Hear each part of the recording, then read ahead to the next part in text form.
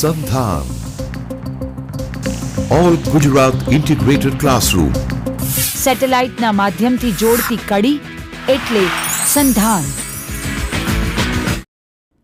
હું આજે મધ્યકાલીન ગુજરાતી કવિઓ, સ્ત્રી કવિઓ વિશેની વાત કરવાનું છું.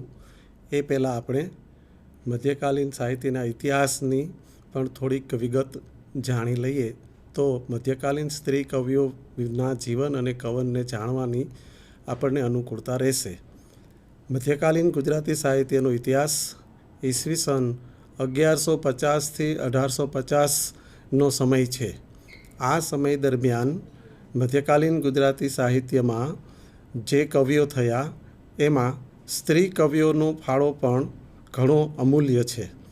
મધ્યકાલીન સ્ત્રી કવિઓની વાત શરૂ કરું એ પહેલાં મધ્યકાલીન સાહિત્યના ઇતિહાસની કેટલીક લાક્ષણિકતાઓની પણ આપણે સમજ મેળવી લઈએ.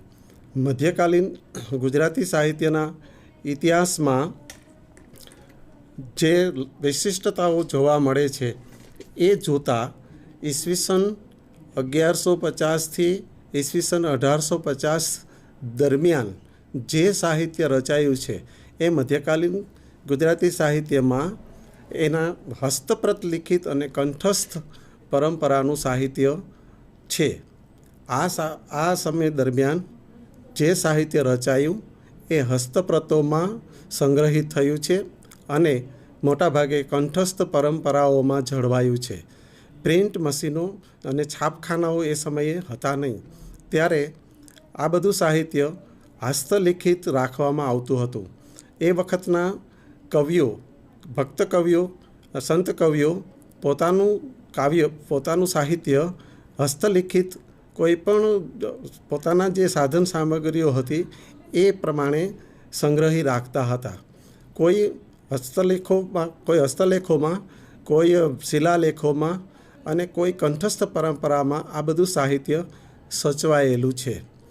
આ સાહિત્યનું મુખ્ય વાહન પદ્ય છે. મધ્યકાલીન સાહિત્યમાં પદ્ય મુખ્ય વાહન તરીકે રચાયું છે, કારણ કે એ વખતે ગદ્ય સાહિત્યની શરૂઆત થઈ નથી. મોટાભાગે બધું જ સાહિત્ય આપણને પદ્યમાં મળે છે.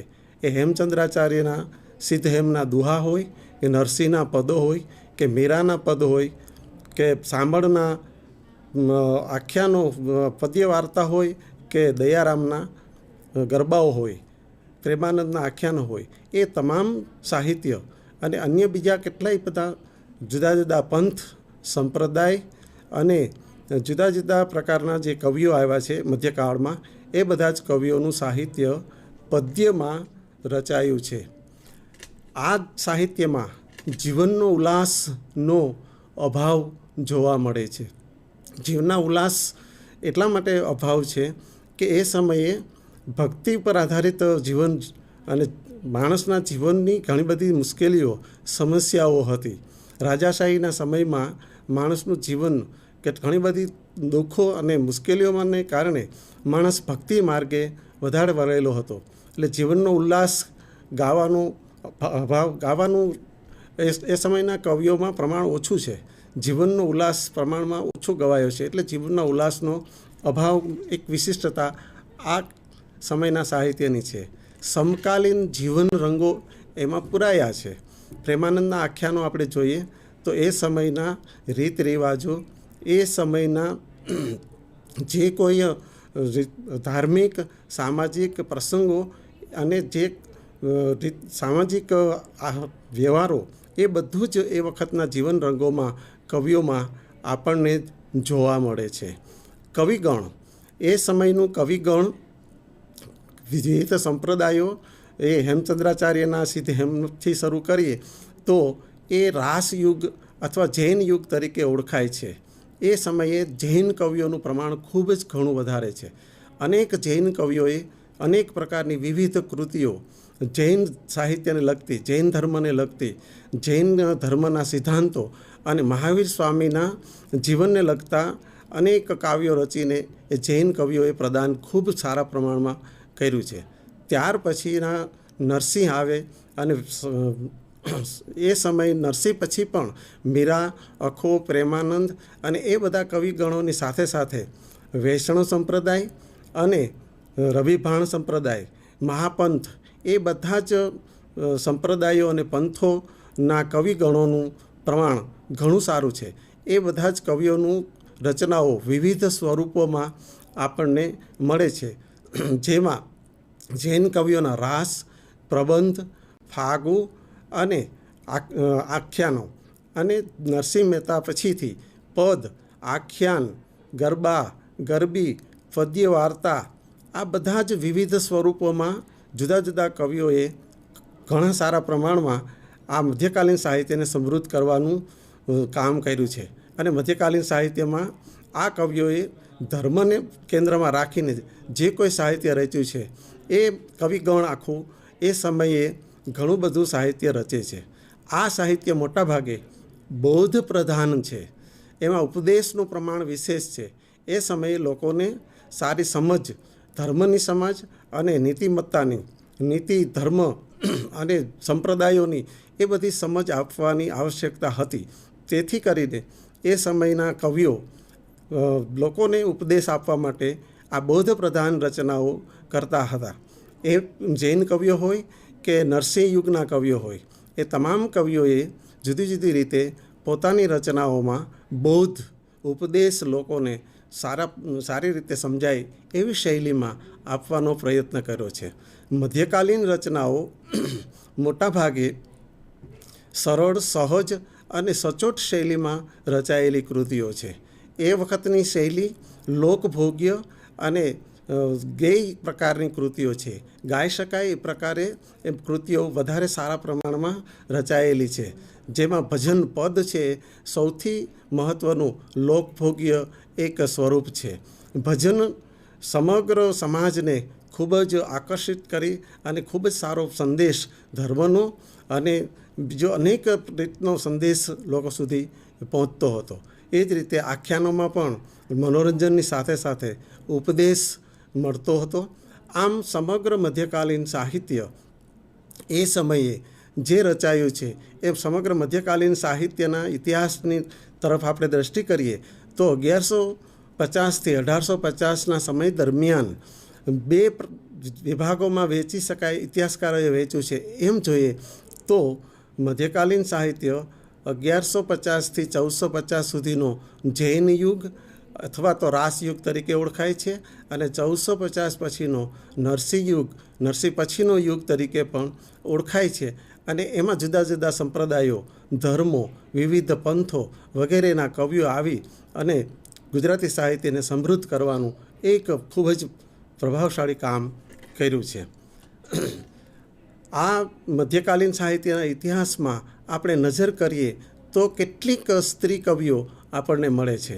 મધ્યકાલીન સાહિત્યના ઇતિહાસની સ્ત્રી કવિઓને આપણે જો યાદ કરીએ તો એમાં સૌથી પ્રથમ સંત કવયત્રી દેવળ દે આવે છે. દેવાયત પંડિતના પત્ની છે. એમનું ગામ વંથલી અથવા બીજા જુદા જુદા સ્થાનોમાં લોકમુખે કહેવાય છે. એમનો સમય આશરે 14મી સદી ગણાય છે. કેટલીક પદ રચનાઓ મળે છે, કેટલીક પદ રચનાઓ લુપ્ત થઈ ગઈ છે, જે એના નામે મળતી નથી. પણ દેવાયત પંડિતના આખ્યાનોથી સૌ લોકો ખૂબ જ પરિચિત છે. દેવાયત પંડિતે આખ્યાનોમાં આગમવાણીમાં જે વાત કરી છે એ આગમવાણીની વાત આગમોમાં જે રીતે એમણે આપી છે એ લોકભોગ્ય છે. એમની સાથે એમના પત્ની દેવળદેઈએ પણ કેટલીક રચનાઓ આપી છે. અને એનો સમય 14મી સદી એટલે કે રામદેવ પીરનો જ્યારે પાઠ ભરાયો ત્યારે એ બંને સતયુગલ, મહાપંથના સતયુગલ એ વખતે ત્યાં હાજર હતા એમ પણ કહેવાય છે. એટલે એ સમયમાં મહાપંથનો પ્રભાવ ખૂબ હતો. મહાપંથના જતી સતી એ વખતે સાથે રહીને આ ધર્મનું, આ પંથમાં પોતાનું અન્યાય તરીકે દીક્ષિત થઈ અને ધર્મનું કામ પાલન કરતા હતા. એમાં આ દેવાયત પંડિત, દેવળદે અને બીજા કેટલા સતયુગલો છે. દેવળદેની રચનાઓમાં એક રચના આપણે જોઈએ, જેમ કે હંસા રાજા અબ મત છોડો અમને એકલા, આરે કાયાનો કોણ માલમી. આ પ્રકારની કેટલીક રચનાઓ દેવળદે એ આપણને આપી છે.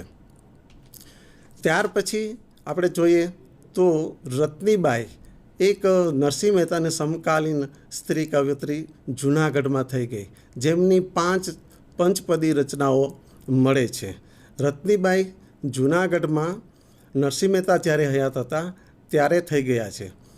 જૂનાગઢમાં નરસિંહ મહેતા સવારમાં વહેલા પોતાના ઘરેથી જ્યારે કરતાલ વગાડતા દામોદર કુંડમાં નાહવા જતા હોય ત્યારે રસ્તામાં વણકરવાસ આવતો હતો. એ વણકરવાસમાં રત્નીબાઈ રહેતી હતી. ત્યારે એમ કહેવાય છે કે નરસિંહ મહેતા રત્નીબાઈના ઘરે જઈ અને ભજનો કરતા હતા અને સત્સંગ પણ કરતા હતા. કેટલાક લોકો રત્નીબાઈને નરસિંહ મહેતાની શિષ્યા માને છે, તો કોઈ વળી નરસિંહ મહેતાની ગુરુ પણ માને છે. એમ જુદા જુદા વિદ્વાનોના મતો જોવા મળે છે.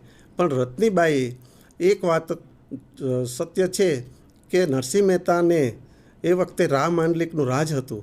રા માંડલિકે નરસિંહ મહેતાને જેલમાં પૂરી દીધા અને નરસિંહ મહેતાને એવું કહેવામાં આવ્યું હતું કે જ્યાં સુધી તમને ભગવાન ખુદ આવીને ગળામાં હાર ન પહેરાવે ત્યાં સુધી હું તમને જેલમાંથી છોડીશ નહીં. એટલે રત્નીબાઈને એની ખબર પડે છે. રત્નીબાઈ ખૂબ જ ચિંતા કરે છે.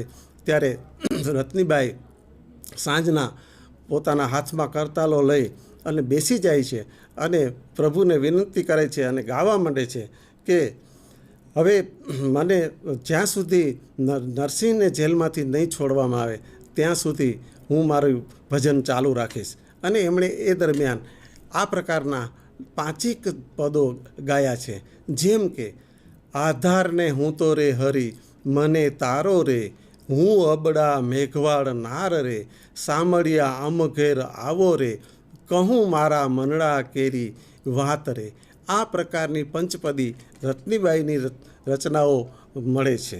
આ ઉપરાંત રત્નીબાઈના નામે બીજા કેટલીક 1-2 સ્ત્રીઓ રત્નીબાઈના નામ જેવી જ મળતી નામની કવયત્રીઓ મધ્યકાળમાં થઈ ગઈ છે, જેની પણ રચનાઓ મળે છે, જે અંગે કેટલાક તથ્યો જાણવા મળતા નથી. આ ભજનવાણીમાં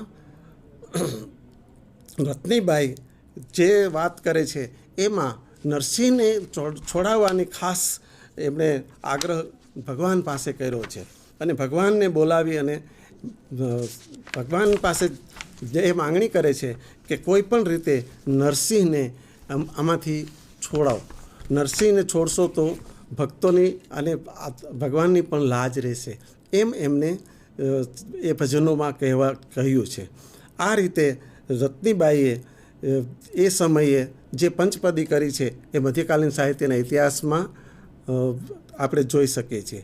ત્યાર પછી સંત કવયત્રી આવે છે સતી લીરબાઈ. એમનું ગામ મજેવડી, તાલુકો જિલ્લો જુનાગઢ. લુહાર જ્ઞાતિના ભક્ત દેવ તણખીની દીકરી, દેવાયત પંડિતના શિષ્યા.